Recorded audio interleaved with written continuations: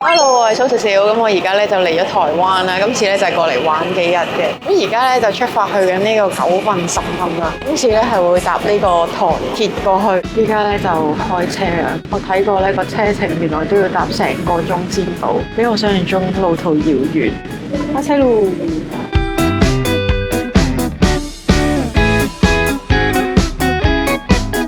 咁我而家咧就到咗呢個雙溪車站，係啊，冇錯啊，我係搭過龍啊，我搭錯車啊，我遲咗一個站落車，結果好似搭多咗15至20分鐘，去咗第二度去雙溪。原本我係諗住去瑞芳嘅，跟住咧，但係我喺架車度咧就掛住剪條 views 啦，跟住就搭多咗個站啦，但係估唔到一個站原來可以咁遠，咁跟住咧就嚟咗呢個比較鄉村嘅地方，佢都唔係遊客區，佢係我諗平民區兼且係比較偏啲嘅地方。咁原本諗住喺度都可以有嘢逛下，但係呢度真係唔係好似遊客佢好似都真係冇咩特別嘢行，俾大家睇下呢度嘅環境，一落車就知其實點睇都應該唔係遊客區嚟啦。不過咧比較想幸運嘅就係咧都可以搭翻個客運過去猴硐嗰邊度旅遊咯，好似15分鐘後有車。我好少喺台灣呢度搭客運啊，但係咧因為咧 call 唔到 Uber， 咁就 call 唔到車啦，call 咗好耐都冇人，所以就搭客運會比較好。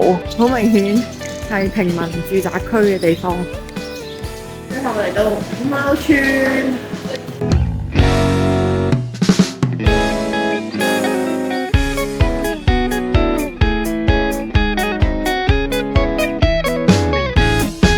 由於咧啱啱咧喺雙溪咧已經見到有呢一個雪糕嘅海報，跟住咧佢士多啤梨味同埋呢個係焦糖布甸味，我見到度度都有呢杯雪糕，所以我決定要試下。部機勁得意，係咁樣喺上面凌空咁樣折呢個雪糕。喺出面咧，我見到個涼麵，佢都好似好吸引，所以決定咗入去試下。佢呢個已經有好多貓村裏邊嘅相，得意。一坐低咧，就好快就揀到食咩，就係揀咗呢個涼麵。本身就超中意食澱粉，俾大家睇下先。佢啲配料係好簡單嘅啫喎，就係青瓜絲啦同埋蘿蔔。跟住佢呢撇係咩醬咧？麻醬，一陣試下先，唔知係咩醬。同埋咧嗌咗呢個綠豆牛奶刨冰，真係超大兜咯。台式嘅刨冰係全部都係勁大兜，下邊佢個碟我覺得幾地道嘅就係佢呢啲係平時屋企裝餸嗰啲碟咯，佢落咗好多煉奶喺上面啊！我感覺上咧一筆咧就會知道佢一定係好甜好甜。睇下先，好似好多糖好多煉奶，同埋佢啲綠豆係落得好足咯。基本上上面全部都係綠豆，跟住下邊其實冰唔算話好多，綠豆比較多。睇下先。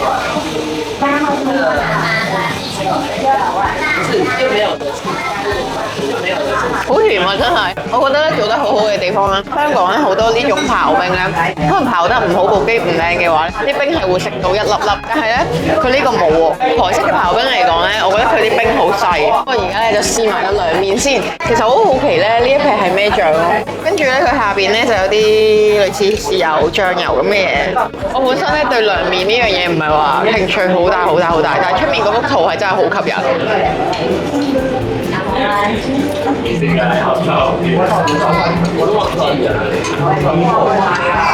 係麻醬，佢都好多醬喎。其實佢係個質地係粉粉地，跟住好重麻醬，但又唔會話好鹹，都 OK。我覺得呢個綠豆刨冰再加埋呢個涼麵係好適合夏天食，幾清爽。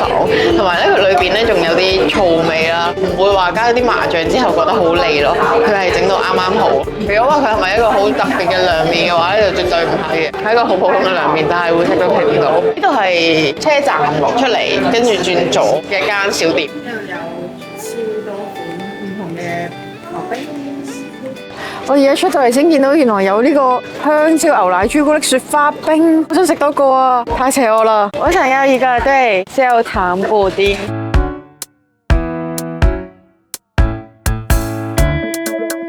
咁佢呢啲好明顯黃色呢就係布甸味啦，然之後佢呢個係每一條都有焦糖嘅咯，好邪惡啊！試下先，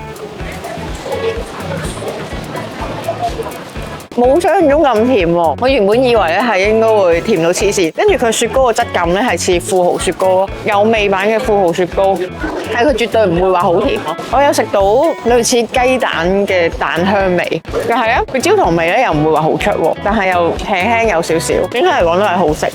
對我嚟講都幾休閒啊！呢度有一堆好搞笑嘅嘢。哦，啱啱咧，我以為咧遠睇咧咁大隻貓，睇錯咗，以為狗嚟喎。佢真係好大隻，同人知嘅佢形態咧，真係有啲唔似貓呢隻嘢。行埋過去貓村啊，呢度都好靚喎，呢條隧道。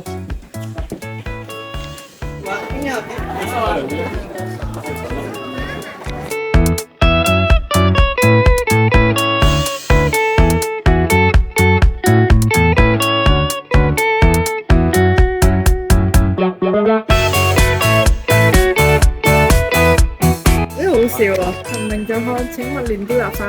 而家就過咗嚟貓村呢邊啦，咁咧又冇想象中覺得咁多貓，不過行我諗2-3步就會見到一隻，行1分鐘又會見到一隻，冇1分鐘30秒就會見到一隻貓，但係冇我想象中咁密集咯。我原本幻想到咧應該係有成堆貓喺度，係冇呢個畫面噶。貓瞓到好似就快跌落街咁，但係佢都未知道我影緊佢。呢就快要跌落去咁咯！如果佢反瞓啲，瞓下有睡夢中跌咗街，高唔高嚟？你買咗個貓條嚟餵呢隻貓，哇！唔係馬走，有冇咁串啊？係喵！呢隻貓好特別咯，佢隻眼係2隻色嘅，邊綠色一邊藍色。好進取啊！好肚餓。呢度啲貓咧，係隻都好似已經食飽晒，係唯獨是佢咁肚餓。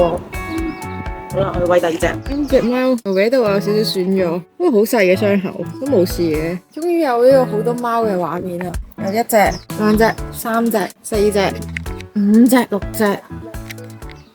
咁今個下晝咧喺台中啦，而家已經係。不過台中有咩搞咧？今次咧就嚟咗審計新村。審計新村咧，我覺得算係一個幾小清新嘅村啦。轉頭就影俾大家睇下。但係咧，我今日咧係為咗嚟探店㗎，就係呢間 Boo Art Cafe。有咩咁特別咧？我喺網上面咧見到好多人拍 reels 啦，就都宣傳得幾行㗎。好多 KOL 或者 YouTube 嗰啲都會嚟拍呢個可以自己畫嘅多士。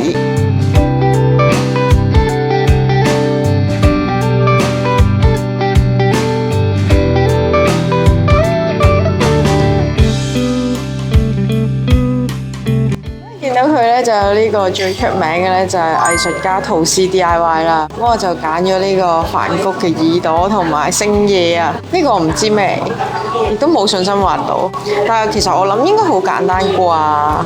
到隔離台咧有呢個杯嘢咁都係可以畫㗎，奶泡彩繪 DIY， 但係佢只限熱飲，而家天氣好熱，仲嗌杯熱飲應該熱死。佢都上得好快啦，其實我都啱啱先 order， 大概5分鐘到佢就已經攞出嚟啦。冇記錯嘅話咧，佢係好似叫我戴咗手套先，然之後咧每一次畫啲顏料上去，跟住就再用呢支筆啦，跟住就再抹一抹啦，跟住再繼續畫第二隻顏色咁樣。希望可以啦，唔知會唔會好難咧？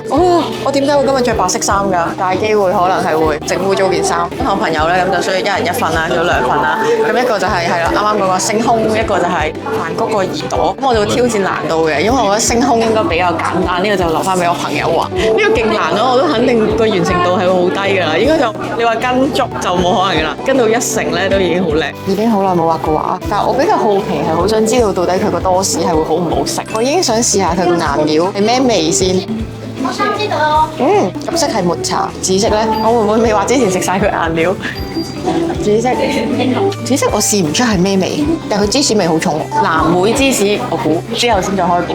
粉紅色似係士多啤梨。乳酪芝士，但係我食唔出咩味。即係呢個朱古力醬黃色，試下先。一劈砂糖咁樣咯，黃色呢個冇味嘅喎，係一劈砂糖。唔係喎，鹹蛋黃醬啲 friend 喎。一陣間開估就發現我全部錯晒。我已經食咗好多醬啦。開始畫，我已經有少少開始懷疑人生，唔知自己畫緊咩啦。上網睇咧話，其實原來呢啲顏色係可以溝色嘅咯。但係我藝術造詣未高到咁啊，用呢啲果醬嚟溝顏色，真係得咩？而家係滿滿嘅錯字。佢其實呢隻綠色已經唔係佢嗰隻綠色嚟嘅，即係我其實第一步已經做錯咗，已經冇溝到色，應該要溝啲朱古力醬先呢個綠色。唔知自己做咗咩開始。佢話咧畫完之後每轉一隻顏色就用紙巾抹一抹啲醬啦，我全部都係就咁食咗，用我口嚟清潔，勁核突嘅油畫。雖然我預咗咧畫人一定係難過畫景啦，但係都冇諗過咁難處理咯。佢呢個藍莓醬係好難控制喎，佢啲藍莓碎味攪勻咧。但係佢啲調色其實幾靚，即係佢呢隻紫藍色調得好靚，都真係幾似顏料。開始補翻啲肉色之後呢，佢終於似翻個人啦。唔怪之啱啱話嚟話去都覺得佢唔係好似一個人啦，但係都唔係好對路。個肉色好結塌塌，所以唔係好整得開啲顏料。算啦，快快手手幫佢畫龍點睛。佢隻眼點解係綠色嘅？而家先發現佢隻眼係綠色嘅啫。如果我照跟佢畫隻眼係綠色，應該會好好笑。我跟唔跟佢好呢？睇下上網幅圖先。我網上面幅圖過分咗咯，係冇俾隻眼佢係冇眼嘅咯，過分咗。咁好啦，我都唔畫眼，穩陣啲，跟翻網上幅圖嚟畫。啊，面珠燈太大粒啦，好似3倉咁啊！背景畫唔畫好呢？畫埋啦，開始趕住收工。背景就係揾呢撇嘢，呢撇黃色。我趕住收工啦，埋尾啦。我覺得咧最畫龍點睛嘅地方就係要加翻佢個耳朵，不過佢個耳朵過分咗，佢就咁一粒好大粒嘅圓形棉花糖就當係佢個受傷嘅耳朵。最後完成。我嘅得意之作，其實我覺得都唔錯啊，即係睇得出係人嚟噶嘛，睇得出噶嘛，睇得出係人嚟噶嘛。對比下先，希望好食啦。我自己覺得都唔係真係咁差嘅啫，都勉強認到嘅。同埋我有玩溝色㗎，有技巧喺裏邊㗎。呢頂帽啊，尤其是啲精髓就係呢頂帽咧，我唔係直接用呢啲朱古力醬嘅啡色㗎，我係撈咗啲紫色落去，真係都算係咁㗎啦。我比較想食佢多啲咯，我比較想知其實好唔好食。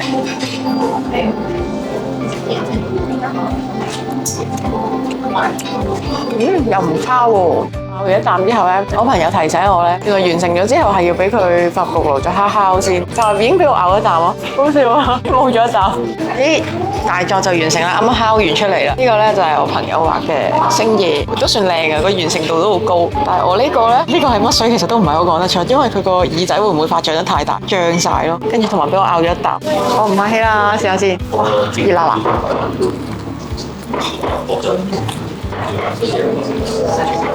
佢好重牛油味咯，真係放玩下嘅一個多士。食嘅話其實 OK，因為佢好重牛油味，但係咧就唔係好食得出啲果醬嘅味啊。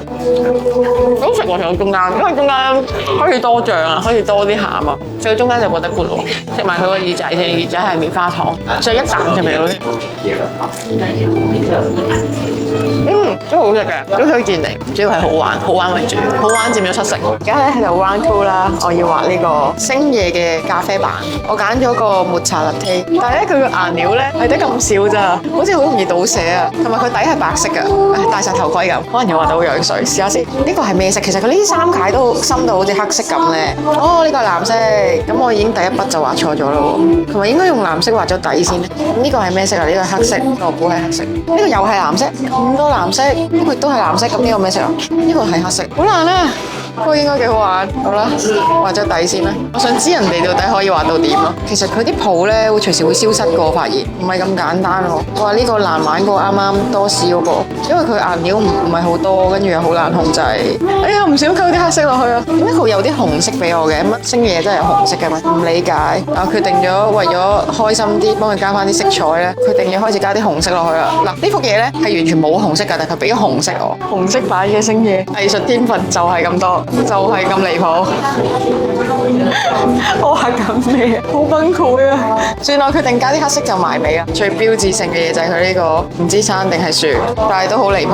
完成，離晒譜，大家對比下，其實都似啊，都認得啦，係咪？佢呢個茶杯咧，我想講咧，佢就已經係星夜咯。佢對我嚟講簡直係一個侮辱嚟咯，好似提醒緊我係畫得幾核突咁樣。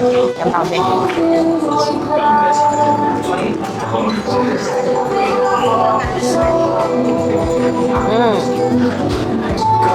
就係普通嘅抹茶藍，正正常常。呢度就係台中嘅審計新村，呢度好舒服喎。佢比較似係周圍都係啲手作市集啦，然之後前面有人表演唱歌。